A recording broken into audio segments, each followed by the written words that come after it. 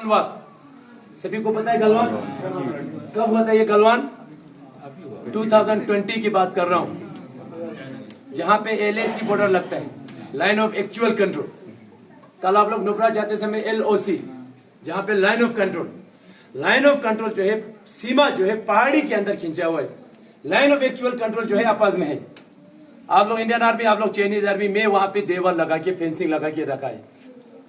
आप लोगों ने हमेशा न्यूज में सुना होगा शायद, गलवान के अंदर लद्दाख में हाथापाई हुआ था चाइनीज के साथ। क्यों होता है? क्योंकि हमारे पास 30% है, हमें मजबूर हो जाता है हाथ लगाने के लिए, क्योंकि वेपन का इस्तेमाल नहीं होता है वहां पे। 1962 में चाइनीज वार हुआ था, जिस दौरान हमारे उस वार को लीड कर रहा था मेजर शैतान सिंह। मेजर शैतान सिंह के साथ 124 जवान वहां पे थे रिजांगला को कैप्चर करने के लिए। कैप्चर हो गया, 125 जवान शहीद भी हुआ था। उन शहीदों को सम्मान करने के लिए वहां पे रिजांगला वार मेमोरियल बना हुआ है। वहां पे भी आप लोग जाते हैं, देख के आना आप लोग अच्छे से। उस वक्त सीज फायर हो गया था चाइनीज और इंडिया के बीच में। तब से लेके आज तक वहां पे वेपन का इस्तेमाल नहीं करते हैं। उस वक्त धोखा में क्या हुआ, हमारे पास 30% है और उनके पास 70% का जमीन। हम अपने 30% को अगर उसमें से भी जाने देगा, फिर ये चाइनीज लोग तो पेंगोंग में पहुंचेंगे, फिर तो वहां से ले में आने के लिए 4-5 रास्ता मिलेगा, फिर बहुत ही दिक्कत हो जाएगी। इसीलिए हमें मजबूर हो जाता है, जो चाइनीज लोग पेट्रोलिंग के लिए आता है उनकी फेंसिंग को हम लोग हाथ नहीं लगाते हैं। क्यों लगाएगा? हम अपनी फेंसिंग ठीक है तो उनकी फेंसिंग हम अंदर जाते नहीं, वहां से हम कैप्चर नहीं करते हैं। हम अपनी तरफ से अपना फेंसिंग ठीक है बोल के वापस जाते हैं। फिर चाइनीज लोग आते हैं, वहां से उनका फेंसिंग ठीक होता है, अपना गेट खोल के हमारे फेंसिंग को लात मारते हैं, हमारे वॉल को लात मार के हमारी जमीन को और कैप्चर करते हैं। तभी हमें मजबूर हो जाता है वहां हाथ चलाना। तो हमारे पूरा जो है जवान वहां पे पेट्रोलिंग के लिए जितना भी जाता है वो उनके साथ हाथापाई होता है। फिर अपना फेंसिंग जो है जिस जगह में था उसी जगह में लगा के वापस आ जाता है। बट इस बार क्या हुआ था, रिसेंटली इन 2020 में आप लोगों ने नाम सुना होगा CO का, commanding officer colonel Bikkumalla Santosh बाबू। 16 बिहार में कमांड करते थे, 20 जवान के साथ पेट्रोलिंग के लिए किया था वो कमांडर खुद।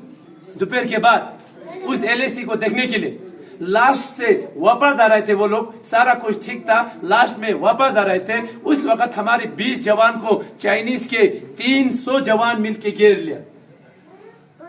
वेपन का इस्तेमाल नहीं होता था, इसीलिए इतना डर नहीं लगा। बट उन्होंने हमें धोखा देके वहां पे उन्होंने शार्प वेपन का इस्तेमाल किया।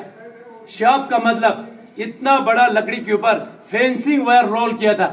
एक फेंसिंग वायर अगर यहाँ पे लगेगा, उसका दूसरा नोकीला यहां से निकल जाता है, इतना तेज होता है। हाथों में चाकू उठा के, लोहे का रॉड उठा के 20 जवान को 300 जवान मिल के वार करके वहां पे शहीद किया। हम लोग दौड़ के ऊपर से नीचे पहुंचा, सबसे पहले अपने जवानों को बचाने की कोशिश किया, बट सभी जवानों को उन्होंने पानी के अंदर इस तरह उल्टा रखा था दबा के। हम लोग आके सबसे पहले एक जवान को सीधा किया, किसी का भी चेहरा देखने की उसमें नहीं था, क्योंकि उन्होंने पूरा चाकू से काटा हुआ था।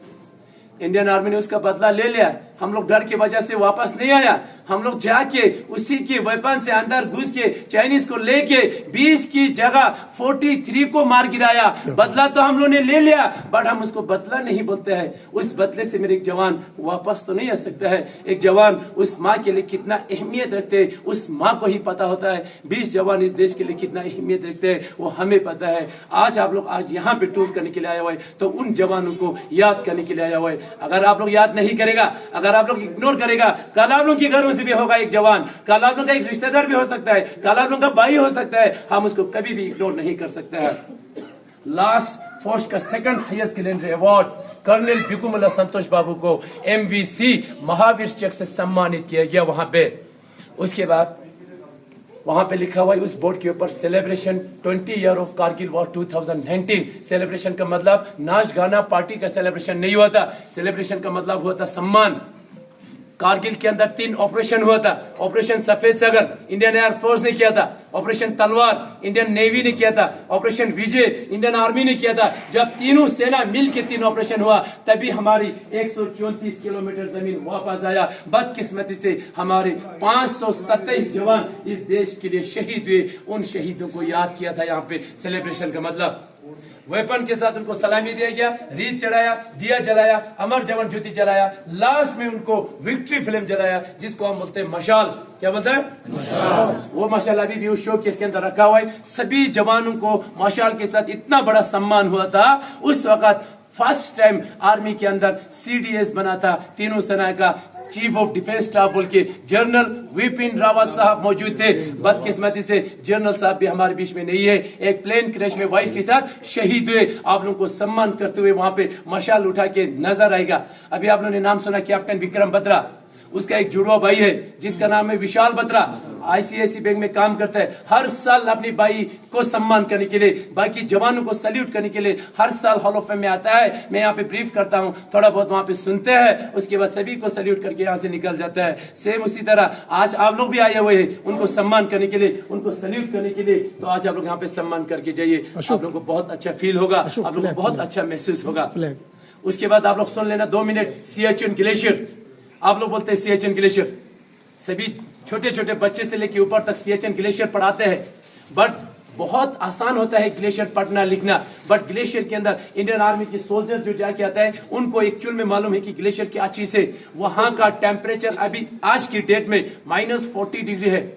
दिसंबर जनवरी में -60-70 डिग्री तक जाता है। उस -60 डिग्री में हमारे सोल्जर्स एक दिन के लिए नहीं जाता है, एक हफ्ते के लिए नहीं जाता है, कम से कम 3-4 महीना उस बर्फ के अंदर बैठते हैं। वहां का हाइट जो होगा 2000-5000 नहीं होगा, 20-25,000 28,000 फीट होगा। उसके अंदर 3 महीना बैठना। मैं उस -60-70 डिग्री में अपने 22 साल की सर्विस में 3 बार ग्लेशियर काट के आ चुका हूं। तो इसीलिए मुझे उस चीज को देखने की जरूरत नहीं है। जो मेरे साथ हुआ, जो मैंने देखा, जो मैंने करके आया, वही आप लोगों के साथ थोड़ा बहुत शेयर करूंगा। आप लोग अच्छे से सुन लेना। सिया, SIA, सिया मतलब होता है रोज, चिन मतलब होता है प्लेस। उस जगह के अंदर सबसे पहले फूल ने जन्म लिया था, दोनों को मिला के सियाचिन। अब यहां से क्वेश्चन, व्हाट इज ग्लेशियर? क्या होता है ग्लेशियर? Where is glacier? कहां पे ये ग्लेशियर? ग्लेशियर उस चीज को बोलता है जो कभी खत्म ना हो। जो खत्म होता है उसको हम ग्लेशियर नहीं बोलता है। मान लो इस बाहर पहाड़ी के ऊपर बर्फ है, उसको हम ग्लेशियर नहीं बोल सकते हैं, क्योंकि वो विंटर्स में आता है, समर में खत्म हो जाता है। जो खत्म होता है उसको हम ग्लेशियर नहीं बोलता है। जो बिल्कुल ही खत्म ना हो उसको हम बोलते हैं ग्लेशियर। 1 साल का बर्फ नहीं होगा, 2 साल का बर्फ नहीं होगा, 2-3 हजार साल पहले बर्फ गिरता था, अभी भी बर्फ गिरता है। माइनस टेम्परेचर होने की वजह से जो डेली बर्फ गिर रहा है वो इतना मेल्ट नहीं होता है। अब मेल्ट नहीं होगा तो क्या होगा? बढ़ते जाएगा, जमते जाएगा। ये पहाड़ी कुछ भी नहीं है, वहां पे इससे दुगना तिगना 25,000 हाइट का पहाड़ी बना हुआ है। उसके नीचे से थोड़ा बहुत पानी बहते रहता है, जो कभी खत्म ना हो उसको हम बोलते हैं ग्लेशियर। और ये ग्लेशियर कहां पे है? उसी नुब्रा में है जो आप लोग तुर्तुक में जाता है। वहां पे 3 प्रकार के ग्लेशियर है, first glacier, second glacier, third glacier. हर एक ग्लेशियर के अंदर 30 से 40 पोस्ट होते हैं। हर एक पोस्ट के अंदर 10 से 20 सोल्जर बैठते हैं। कम से कम 3 महीना, ज्यादा से ज्यादा 6 महीना। ग्लेशियर जाते समय इस तरह ग्रुप में नहीं जाएगा। अगर इस तरह ग्रुप में हाथ पकड़ के किया, अगर गलती से एक भी जवान किसी खड्डे में चला गया, वो जवान तो चला गया, साथ में सबको लेके चला जाएगा। इसीलिए सभी जवानों को सिंगल लाइन में रखता है, सभी जवानों को रोप के साथ कनेक्ट करके रखता है, सभी जवानों के बीच में डिस्टेंस रखता है कम से कम 6 मीटर। जाने से पहले 42 डेज का एक्लेमेटेशन किया जाता है, 21 डेज का ट्रेनिंग दिया जाता है सियाचिन बेस कैंप में। उसके बाद 7 डेज का मेडिकल चेकअप होता है, तभी जाके एक सिंगल सोल्जर ग्लेशियर जाने के लिए तैयार हो जाता है। ग्लेशियर जाते समय 2 चीज ध्यान में रखने वाली बातें क्या है? हम लोग कभी भी नीचे की ओर नहीं जाता है, हमेशा पहाड़ी के ऊपर चढ़ता है, कम से कम 20-25 हजार ऊपर तक।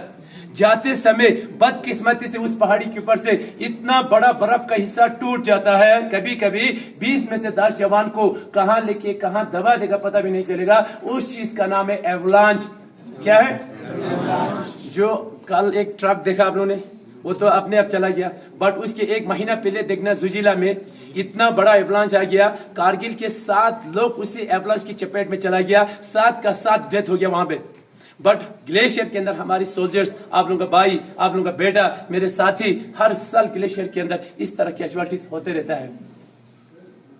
और एक चीज, ऊपर जाते समय रास्ता जो है जमीन वाला नहीं होगा, बर्फ वाला होगा, आइस वाला होगा। ज्यादा ठंड होने की वजह से उन रास्तों में खरारे हुआ होता है, कम से कम 40-50 फीट नीचे। ऊपर क्या होगा? फ्रेश स्नो होगा, उस स्नो की वजह से दिखाई नहीं देता है। अगर उसके अंदर चला गया, वापस आना पॉसिबल नहीं है। उस चीज का नाम है क्रेवासिस। क्या है? आपके सिर के ऊपर देख लेना, जो 3 जवान सीढ़ी के ऊपर रेस्ट कर रहा है, उसका नाम है केर्वोसिस। क्या है? आप लोगों को खड्डा नजर आएगा नीचे की ओर, और वो खड्डा नीचे जाने के बाद कभी कभी जिग जैग में चला जाता है। अगर जिग जैग में चला गया, जिंदगी भर के लिए नहीं मिलेगा डेड बॉडीज। कभी कभी ये दीवार थोड़ा नीचे जाने के बाद दोनों आपस में इस तरह चिपक जाता है और इसके बीच में थोड़ा बहुत गैप रह जाता है। हमारी जवान उसके अंदर अगर चला गया, वहां पे वो जिंदा मिलना चाहिए, तभी उसमें हरकत होगा, हम रोप फेंक सकते हैं, खींच सकते हैं। अगर डेथ हो गया तो सबसे दिक्कत यहाँ पे होता है, क्योंकि हम अंदर इसको लेके नहीं जा सकते। लेने के लिए हम किसी हुक के जरिए उसको खींचने की कोशिश करेगा, वो चिपका होने के कारण उसका पूरा कपड़ा जो है फट जाता है। आप उसके शरीर को भी खींचेगा, उसका पूरा छिलका निकल जाता है। ऐसा हालात है। बीमारी बहुत प्रकार का बीमारी होता है वहां पे। हेपो जैसा बीमारी होता है, high altitude pulmonary oedema, lungs में पानी भरना, और एक हेको, HSCO हेको, high altitude cerebral oedema, brain में पानी भर जाता है। कभी कभी किसी मेटेलिक चीज के ऊपर इस तरह हाथ लग गया तो कभी कभी गलती से किसी सीढ़ी के ऊपर इसी तरह चिपक जाता है। आप खुद नहीं खोल सकते तो दूसरा बंदा आके उसको खींचने की कोशिश करता है, खींचते तो है बट यहाँ से लेके यहाँ तक उसका पूरा छिलका निकल जाता है। नीचे आने के लिए कम से कम 1 हफ्ता लगेगा। जैसे ही डॉक्टर के पास पहुंचेगा, डॉक्टर बोलता है बेटा पूरा फ्रोज बाइट हो चुका है। अगर फ्रोज बाइट हो गया, पूरा काटना ही पड़ता है। सिएचिन ग्लेशियर जाते समय इंडियन आर्मी की एक सिंगल सोल्जर का वेट जो होता है 35 to 40 kg वेट बैग के अंदर रख के, फिर वो 2000 से पहले 40-50 दिन पैदल चलना पड़ता था। 40 kg उठा के नीचे से यही चेहरा लेके जाता था, ऊपर पहुंचते पहुंचते छिलका निकल जाता था, पैरों में छाला निकलते थे। अभी 2010 में एक मशीन आया जिसको हम बोलते हैं स्नो स्कूटर। क्या बोलते हैं? स्कूटर। अब स्नो स्कूटर हमें 40 kg वेट वही उठाता है, हमारे एक जवान उसी के अंदर रखते हैं, 1-2 दिन के अंदर ग्लेशियर में पहुंच जाता है। इतना आसान हो गया। ग्लेशियर पहुंचने के बाद हमें पीने के लिए एक बूंद पानी तक नसीब नहीं होगा। कहां से लाएगा पानी? उस 25,000 फीट हाइट के ऊपर सारा कुछ तो फ्रीज हो चुका है। तो वहां पे 2 चीजें, या तो बर्फ को मेल्ट करते हैं या तो आइस को मेल्ट करता है। सबसे पहले इजी चीज लेता है। इजी चीज क्या है? वहां पे बर्फ है, क्योंकि बर्फ को तोड़ना नहीं पड़ेगा। बर्फ तो हर एक जगह में है, पैर के नीचे हर जगह में है बर्फ, चारों तरफ बर्फ ही बर्फ है। तो 2 जवान टेंट के अंदर से बाहर जाते हैं इतना बड़ा बर्तन लेके, और वो उस बर्तन के अंदर बर्फ भरते हैं, फिर दबाते हैं और फिर भरते हैं, और वो भरा हुआ बर्तन को अंदर टेंट के अंदर ला के स्टोव के ऊपर मेल्ट किया जाता है। इतना भरा हुआ बर्तन मेल्ट करने के बाद 1-2 गिलास पानी आता है। उससे क्या होगा? खाना बनेगा? वो तो एक जवान पी लेगा। इसीलिए हमें मजबूर हो जाता है उस आइस को तोड़ना। आइस को तोड़ के बर्तन में डाल के खाना बनाते हैं, पानी पीता है। अभी एक दिन तोड़ के 4 महीने का पानी नहीं मिला, 4 महीना आइस तोड़ना पड़ेगा। डेली आइस तोड़ के वो जगह खड्डा बन जाता है, 1 महीने के बाद गुफा बन जाता है, 4 महीने के बाद हॉल बन जाता है। उस हॉल के अंदर हमें सोना पड़ता है, जिस हॉल का हम लोगों ने नाम रखा हुआ है आइस केव। क्या रखा है? आइस केव। यहां तक हो गया पानी, यहां तक हो गया टेंट। अब खाना क्या खाएंगे हम? कौन लाएगा हमें खाना? किसी पॉसिबल जगह के ऊपर हेली लैंड करता है, किसी पॉसिबल जगह के ऊपर हेली ड्रॉप करता है। अब इस तरह होगा तो ना ड्रॉप कर सकता है ना लैंड कर सकता है। तो वहां का सिविलियन जो है पोर्टर का काम करता है, जो गधे के ऊपर हमें सामान पहुंचाता है, जिसको आप लोग बोलते हैं खच्चर। क्या बोलता है? उस खच्चर के अंदर 2 प्रकार का राशन आता है। एक में आता है नॉर्मल, एक में आता है स्पेशल। स्पेशल में आता है जूस, काजू, बादाम, चॉकलेट, पिस्ता, च्यवनप्राश, बिस्किट, और नॉर्मल में आता है दाल, चावल, आटा। -60 डिग्री में अगर जूस आएगा तो पीने के लायक में होगा? क्या बनेगा? पत्थर बन जाता है। बट हम खुशी से पीता है। जूस को चाकू से काट काट के बर्तन में डाल के 15-20 मिनट मेल्ट करते हैं। अगर उसको 2 घंटा उबालेगा तो जूस खराब हो जाता है। इसीलिए जितना 15-20 मिनट के अंदर आ गया 1 गिलास, और वो 1 गिलास कितने लोग पीते होंगे? 20 जवान, सभी को बूंद बूंद आएगा। नेक्स्ट जूस तैयार। काजू बादाम हफ्ते में इतना भर के आता है। अब एक जो सोल्जर्स को कम से कम 15-20 चॉकलेट आता है। काजू बादाम इतना भर के आता है। इतना आ रहा है बोल के हम चावल की तरह खा पाएगा? नहीं सर। हाथ खड़ा कीजिए जो खाएगा बोल के। नहीं सर, कोई नहीं। जिंदगी में नहीं खाना ड्राई फ्रूट्स। अगर खाना है तो सुबह 5 दाना, शाम को 5 दाना। अगर मिल रहा है बोल के चावल की तरह पेट भर के खाएगा, सबसे पहले वॉमिटिंग हो जाएगी, क्योंकि वो इतना डाइजेस्ट नहीं होगा। ड्राई फ्रूट जितना भी है बहुत हीट होता है, गर्मी होता है, डायरिया होता है, सिर दर्द होगा। इसीलिए हम क्या खाते हैं वहां पे, ज्यादातर दाल चावल आटे का इस्तेमाल करता है। आटा डेली पूरी बनाते हैं। आप लोग खाते हैं डेली पूरी? महीने में एक बार या हफ्ते में एक बार? हमारी सोल्जर जो है 4 का 4 महीना पूरी खाता है। क्यों खाता है वो पूरी? क्योंकि वो पूरी जो है रोटी से जल्दी हो जाता है। रोटी को कितने बार वो पलटना पड़ेगा? पूरी का तेल गर्म होना चाहिए, उसमें अगर फेंक देगा वो फूल जाता है तो वो उठा लेना चाहिए बस, ठीक है। बट हम उस पूरी की तेल को गर्म होने के लिए 1.5 घंटा लग जाता है। जैसे वो तेल हीट हो गया, तेल में से थोड़ा बहुत धुआं आता है, उसमें हम 1 पूरी नहीं 5 पूरी फेंकते हैं, क्योंकि फौज का कढ़ाई जो है हमेशा बड़ा होता है। 5 पूरी फेंकने के बाद वो फूल गया, किसी छन्नी के साथ उठा लिया। नेक्स्ट 5 पूरी फेंकने के लिए तेल को अगर चेक किया जाए, तेल पूरा दोबारा ठंडा हुआ। उस -60-70 डिग्री में कोई नहाएगा? बोलिए, या तो नहाएगा बोलो, या तो नहीं नहाएगा। नहीं नहाएगा सर। हर हफ्ते में नहाना पड़ता है, क्योंकि वहां पे ऐसा एक रात नहीं जिस रात को बर्फ नहीं होता है, डेली बर्फ होता है। और उस बर्फ को हर 2 मिनट के अंदर फेंकना पड़ेगा। सराउंडिंग एरिया बिल्कुल डूबना नहीं चाहिए, हर 2 मिनट के अंदर फेंकता है। अगर नहीं फेंकेगा, आधा घंटे के बाद बर्फ घुटने से ऊपर जाता है, 1 घंटे के बाद यहां पहुंच जाएगा, उसके बाद टेंट क्लोज हो जाएगा। अगर टेंट क्लोज हो गया, 20 के 20 जवान उसी के अंदर दब जाएगा। इसीलिए डेली काम करते समय, आइस तोड़ते समय, वेपन साफ करते समय पसीना होता है, क्योंकि हम लोगों ने जैकेट 3 लेयर्स का जैकेट पहना हुआ है। 1 लेयर नहीं, 3 लेयर्स वाला जो इशू किया जाता है। पसीना होता है, बट यहाँ पे देखने को नहीं मिलेगा, यहाँ पे बहुत पसीना होता है।